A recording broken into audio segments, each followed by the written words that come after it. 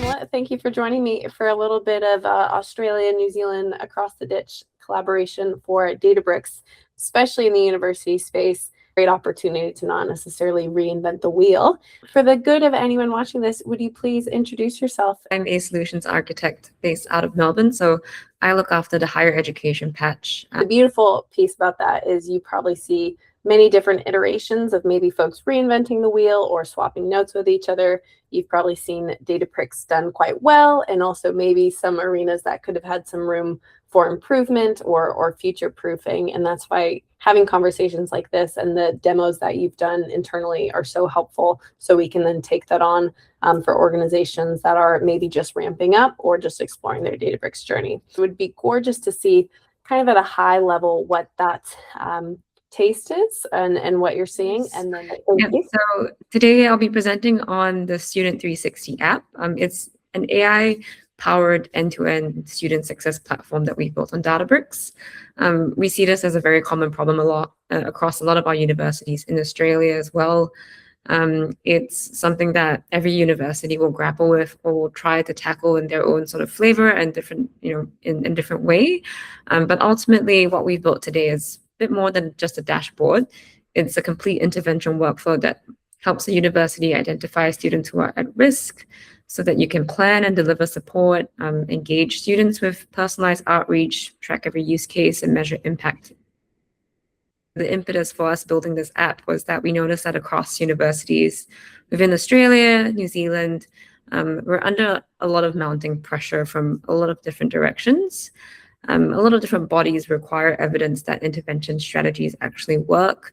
You have equity funding that's thrown into the mix as well, which is getting harder to retain. And you need to show proof, essentially, that programs improve outcomes for first and family or underrepresented students. And every withdrawn student within a university can cost the institution anywhere from $30,000 to $45,000 a year in unrealized tuition value. The number goes even higher if it's an international student. The real problem is here where the students or the universities don't actually lack data about students. The problem is that the data lives in silos. Your learning management system is in one place, your student records in a different system. You have financial data, your support interaction somewhere else.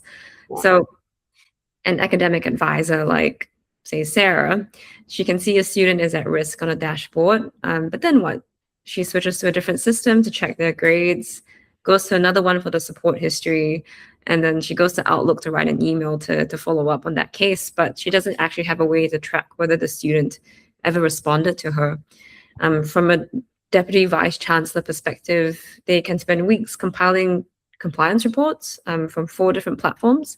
And so we built Student 360 to attempt to close that gap. From some of our conversations here in New Zealand, the standard analytics dashboard might answer the first question that a VC asks of a team, but then as soon as there's a follow-up question, the team is in a position looking at each other going, oh, we don't have a dashboard for that yet, right? So that's not something in real time.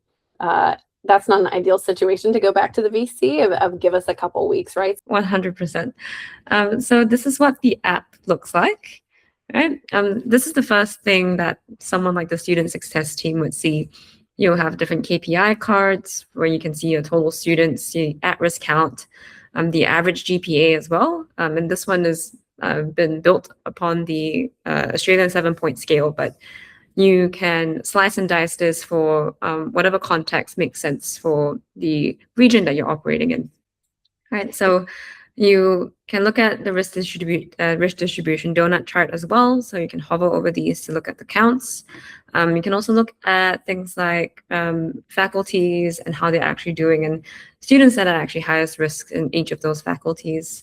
We also have an executive view that you can export. So for someone like the deputy vice chancellor, instead of having to sort of pull information from all these disparate systems, you have a very executive-friendly view that you can export immediately from this dashboard to get that single pane of glass and understanding of what's happening at a very high level. Moving on, we also have forecasts and analytics. So this is more tailored towards, again, the leadership team. Right, so as I wait for this to sort of come up, and we can actually see that we have charts and more cards here as well that kind of point to key driver analyses to show what differentiates at-risk students from healthy ones, right? Yeah. What your pass rate gap might be, LMS engagement gaps between these types of students, what support interaction patterns. So this really tells the university where to focus as well. On top of this, we can see that there is an Ask Genie bubble, and this was built entirely on top of our natural language conversational AI tool, Genie, which lets advisors ask questions in plain English. So I can ask the question of which students need the most attention, and it will generate the result via SQL and return the results instantly to you.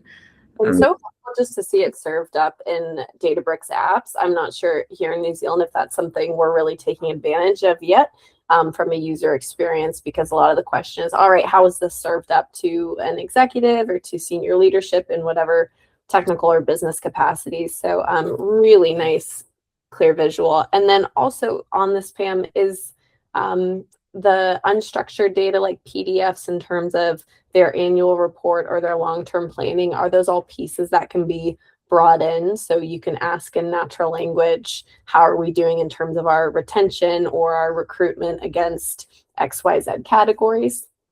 Yeah, absolutely. So there are different sort of areas in which you can incorporate this into the app as well. Genie mainly focuses on structured data. Agentbricks is something we've also incorporated into the app, specifically into the intervention section that I'll dive in a little bit deeper. But with Genie, you bring in structured data. With the likes of Agentbricks, you can bring in unstructured data. So like Tristana's mentioned, your PDFs, policy documents, things that don't necessarily have the ability to live in a table. We can also parse over that information and extract key information from that as well. This data governance piece is really important. Higher ed is some of the most regulated data that we handle. Your student records can carry PII. You have academic outcomes, their financial aid status, mental health interactions. And so very different people across any institution will just need to see very different slices of it. And traditionally, you'd solve this through a forest of different views or copies. But with Unity Catalog, you can govern it all at once at one table level. And every downstream consumer from there, including this application, then lets you inherit that automatically. Right. So there are a few controls that are active on a particular table at the moment. So for example, the gold student 360 table, I can see that I actually have column masks that have been applied across different PII fields, such as your date of birth, your national ID, and your email also, but they've just been applied here via Unity Catalog and then inherited by the app. I'm living in an admin role, so I'm actually able to pretty much see everything. But if I were to switch to a advisor role, I would then have a very different view and very different rules applied to me and the group that I live in. I would have fields that are obfuscated from me. For example, I wouldn't be able to see the email or the date of birth or the national ID of student that I might want to interact with. So again, all this capability was actually inherited from Unity Catalog. The governance doesn't live in the application itself. It lives from within our data governance tool within Databricks, and that this propagates to any downstream consumer of the data that lives within the lakehouse. All right. What I'll do now as well is that I'll navigate to this data section here. So I can navigate to the data section here where if I wanted to, I could explore a little bit more about each and every student and sort of what's going on with them. You can click any row and that gives you a full 360 view. So from the demographic to the degree progress, what their grade distribution's been like, the cohort comparison of them versus their peers. Course history, support records, any sort of engagement that they've had with the learning management system. This is that complete picture that's all in one place. So see something very similar for courses and analytics. Again, just capturing that 360 view and slice through these different lenses of student, course, and faculty as well. More interestingly, I'll pop into the trends piece. So with the trends, we've actually used AI forecasts here to sort of determine what that 6-month trajectory might look like, right? For some of our students by semester, what that might look like in the semesters ahead, looking for active students, course enrollments, and what that pass rate just looks like. So this is all sort of looking over historical data, and then trying to make predictions in the near term about what some of these different aspects might look like.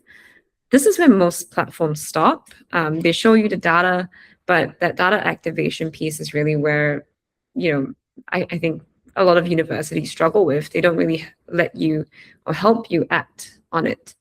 Yeah. And here's where we sort of try to take things to the next level. So you've seen the insights, but let me show you what happens next. So because identifying your risk is only half of the battle, the real value is what you do with it. We have an intervention section that's designed for an end-to-end workflow after you've identified students at risk. Right, so I can actually select a student from a risk queue here, and the AI will actually help me generate an intervention plan.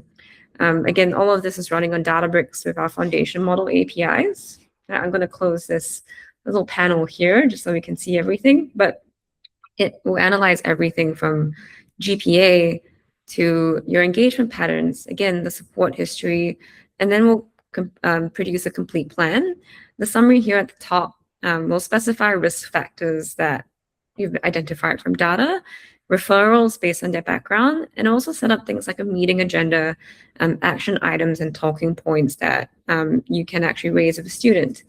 You can also compose an outreach email then, choose a tone, empathetic for maybe a student who's struggling, be more formal if it's an academic probation situation, or if you just want to check in with someone, you can as well. But the AI will actually generate a personalized email based on the intervention plan that we've just created. So again, the email is fully editable. I can adjust anything from the subject to the body, and you can actually open it up in Gmail as well, whichever email client that you're using, and then send it to your actual account. So this is not actually a simulation, there's actual real-time integration with your email clients, which makes things a lot easier. Yeah, I shouldn't be surprised, Pam, but it's so lovely to see the extent that modern data platform can enable, and especially the integration. Because when I mentioned it's easy to get distracted as soon as you open your email to do the next task. So keeping it as the one-stop shop in this sense. Yeah. Oh, sure. The next we have the intervention tracker, because sometimes sending an email is not enough, right? Yeah. We need to figure out what happens next. So this is a Trello-style Kanban board, and we have 5 different stages that then mirror that real intervention lifecycle, from whether you've sent the outreach to if the student responded, have we scheduled a meeting or a follow-up. And so each card actually will show a student, and it can be linked back to this data page or that Student 360 page. If an advisor logs in tomorrow, they can see the same case. If your team wants visibility into the pipeline, it's all there. The idea here is that none of these different cases fall through the cracks because you got distracted by opening up your Gmail and because you went to a different tab. Right, so now I would say this interventions outcomes page is, I would say, tailored maybe a bit more to, again, that leadership team, that vice chancellor, and what they really care about, which is the intervention actually work. So this page, again, tracks your 6-month post-intervention results, right? So at the top, we have an AI executive summary, followed by different KPI cards that tell us how many students were de-risked, if they were improved, if it was unchanged. The trends here also show a story over time on what the GPA trajectory is, if it's improving month over month, at-risk count declining, maybe you have your de-risk students are growing, right? And this is the evidence that a lot of the bodies that I talked about, educational bodies that were required under the different standards that they put out.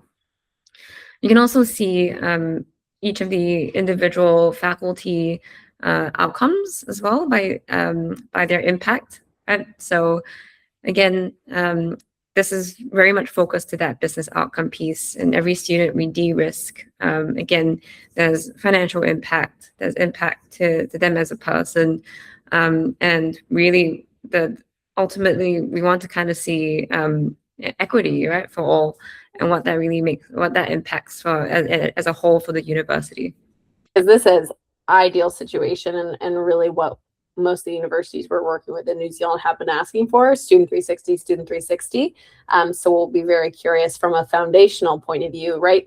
The app is very much on top of the data and the governance structure you have. So I'll be curious to have a little bit of a glance, not to say how hard was it, but what were kind of those key building blocks that you have to nail the basics in order to do really neat apps like this? So I think having your data gravity in the lakehouse is key, and to set up, and I think that's what Databricks does best. Which is to create ETL pipelines and be able to process large scale data, and that was sort of Databricks' bread and butter maybe 10 years ago, but we've progressed very far beyond that to expand into machine learning, to the AI pieces here that you've seen in the app today. So we've used Unity Catalog as well for governance. So this one is probably, Unity Catalog is the entry point for anything that happens on the Databricks platform. It's a very key architectural piece to the platform that essentially lets you use it for any of the other features that I've sort of pointed to here. I also talked about how a lot of universities are taking a stab at building their own risk models, success and intervention models. They often would surface or I guess manifest in a machine learning model. And Databricks has the perfect pieces in place for that. So you've got your data gravity that's in the lakehouse. You curate, you cleanse it with Spark declarative pipelines. You have ML Flow, which is a framework for tracking and building your machine learning models. And then once you have that, you also have the likes of AI-powered intelligence with Genie, AI forecasts, and finally, all of this is just surfaced through the app. The app is probably the easiest piece. Yeah. Different components that come together. The most important thing is that we've only been able to achieve this because there have been no data silos. We've got all the different parts of the puzzle loaded onto the lakehouse, onto the platform, governed by Unity Catalog. Yeah. And who, Pam, have you seen, because I'm sure you've had many conversations with all sorts of different personas across the university landscape. Has there anyone who's been the most surprised and delighted when they see this? Is it on the technical side more? Is it the business user, the vice chancellor? Who is kind of jaw to the floor gone, this is what we're looking for? Everyone, to be honest, but everyone, practitioners to CDAOs to CIOs. So I work very closely with Monash, and they're probably one of my most successful and far progressed customers on Databricks. And the CIO is still surprised every time we speak to him about the new features that are coming up on Databricks. Yeah. The likes of Genie makes it very easy for you to glean insights from your data. You don't have to pull together logic and information that might take you days or weeks. Genie sort of is able to do that on your behalf, and you can cross-check that post getting the answer as well. But they've been really surprised at the ease at which you can unlock insights to the data that you already have. From a practitioner standpoint, people are very excited by the things that they can build. I can tell that they've become very invigorated by the capability on the platform, specifically with building apps on top of agents. I had a customer at Monash as well who just took policy documents for Monash that were publicly available, put them into Databricks, and they essentially have a policy chatbot that they can reference internally at their fingertips. And it took him all of one day to do everything, which would be a massive headache before. So you can definitely see the light bulbs lighting up in people's heads, and people just getting excited about the things that they can do with it. Yeah, there's certainly no shortage of use cases on the roadmap, just a matter of prioritization, but also it's great to get excited about the end result, but it's nailing that foundational state of your data lake, of your governance, and your governance and Unity Catalog is what establishes the data lineage and model lineage to be able to have confidence when having that to your VC or other stakeholders when you're submitting to a tertiary education commission or someone who's going to be doing the reviews of any requests and student outcomes. It's becoming more and more data driven. So being able to be confident and have the context as much data as possible in the unified view versus in silos is just so important. This was really helpful. So thank you, Pam. It's just a glimmer of what can be done on Databricks. Like I said, no shortage of things. You mentioned agent bricks, and that's really from the unstructured side of the house, where it can get more and more exciting, and you start thinking about maintenance teams and operations and all these aspects that might feel like afterthought data silos, but really, boy, the picture it paints when you bring it together and take folks on the journey. Is there anything for the good of New Zealand university institutions? We're doing the Mahi down here in Aotearoa, but we always welcome advice for what you've seen go really well or lessons learned. So any parting thoughts from Pam? Oh, that's a really good one.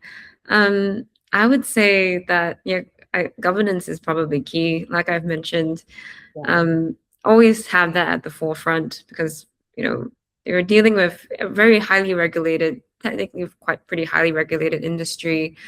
Lots of PII that you're managing, and the Unity catalog is essentially that entry point that you want to think about for bringing all your data and bringing that through. So if you start with the governance piece, that it just makes things extremely seamless from there on, and using and governing any of the other models that you might build over time. That sort of worry goes away once you have that very solid foundation set up from the get-go. 100%.